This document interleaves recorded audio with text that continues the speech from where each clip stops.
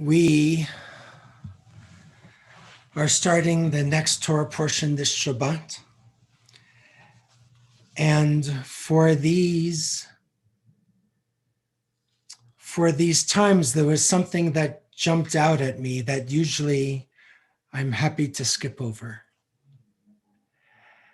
And before I share these words, I want to acknowledge that even on Zoom, we are working so hard to try and create a sense of community. Jessica is a greeter again, and we're glad that she is here and making connections, and we have other friends who are posting, the links for our prayer book and the pages. Neil and Jules often will share where we are in these prayer books. We've recently tried to bring a little uplift with other kind of art. And yes, even the closed captioning, which I am not doing. It is automated, so I am talking slowly like a robot. And I've been turning it on and off. But it's all our efforts to bring a message, share some joy, a little hope, a little strength, and a sense of community. And in a very strange passage I'm going to share with you, even with a little laughter perhaps, I think we can walk away this Shabbat with a sense of where we need to go. Because there's a lot of people talking about where we need to go right now. So in the Torah, we are in the midst of learning about all of the different plagues that affect the Egyptians. And we see the nine plagues at first, and then there's a pause. There's some information that we learn about actually eating the Pesach. Pesach is the traditional term, the Hebrew term for the Passover offering. It's the Paschal lamb. That's called Pesach. And in the midst of these directions of how do you eat it and when do you eat it and under what conditions we eat it, it says in Exodus chapter 12, verse 11, it says, "This is how you shall eat it. Your loins girded, your sandals on your feet, and your staff in your hand." I have never given a sermon on this verse before. And for a lot of people, you might wonder, what does it mean? I'm going to say it again. You need to do 3 things before you can start roasting this Paschal lamb. Your loins have to be girded. If you're under 18 and need an explanation of loins, you can write to somebody else, not me. If you need to have sandals on your feet and to have a staff in your hand, which in Boulder we call walking sticks, right? Now, most people don't know what it means to gird their loins. It's an expression we see a lot in the whole Hebrew Bible. And then later on as well, even in Christian tradition, there's going to be this reference, hiking sticks, yes.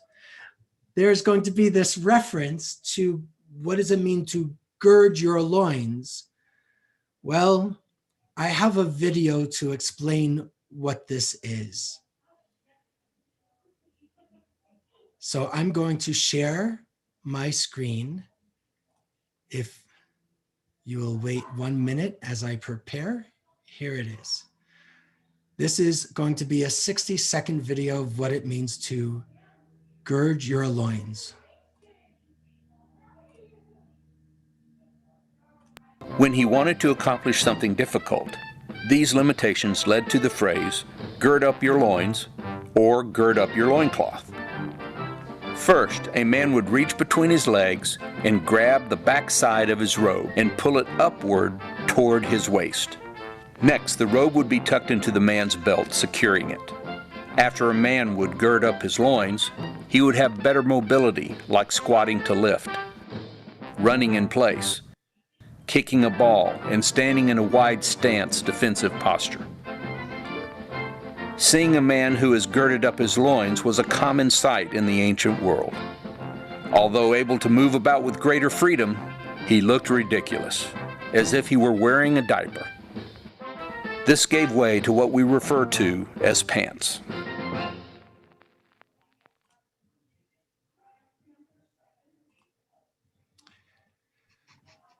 I confess, I never would have ever considered sharing that in services ever before being relinquished to Zoom. If you're offended, you should forgive me. If you enjoy it, well, I'd be glad. But now that you know what it actually looks like, we have something serious to say. In the Torah, they hiked up these clothes because they were ready to leave. They were on their way out. They needed to leave Egypt, and there was still one more plague to take place, the 10th plague, that plague of the death of the firstborn.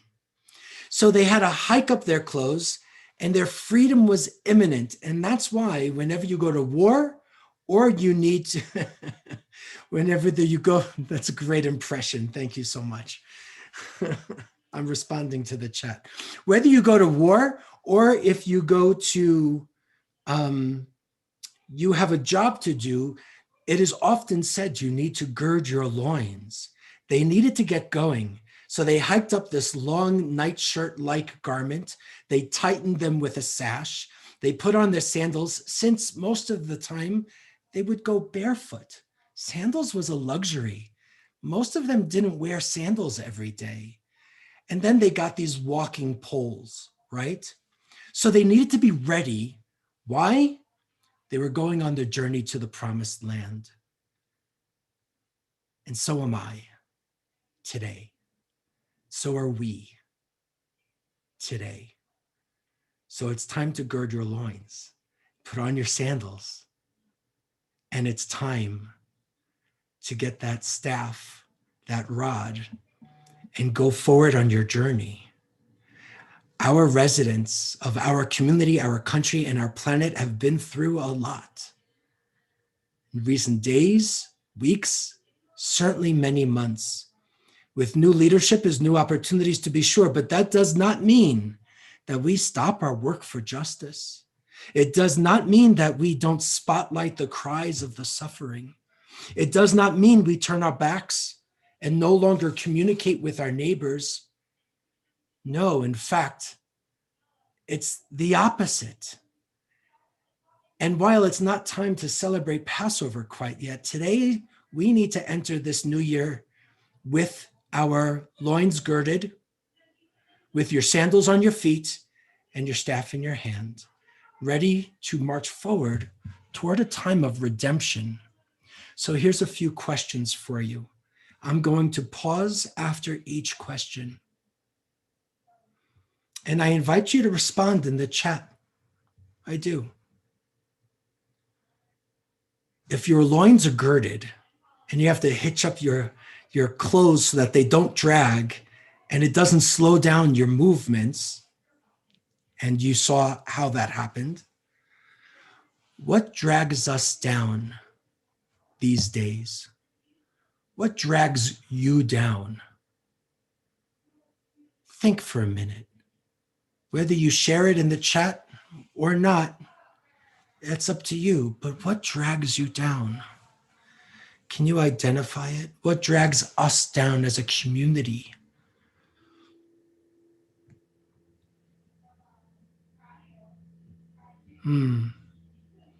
You can see these things in the chat, all different kinds of things that people are writing,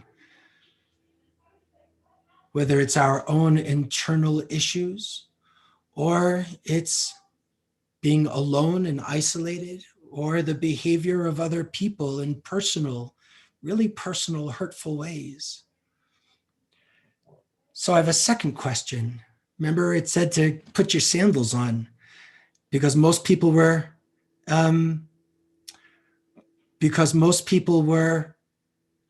barefoot most of the time. The sandals protect us from physical harm. What protects you? What do you use for protection so that you can perhaps feel dragged down less?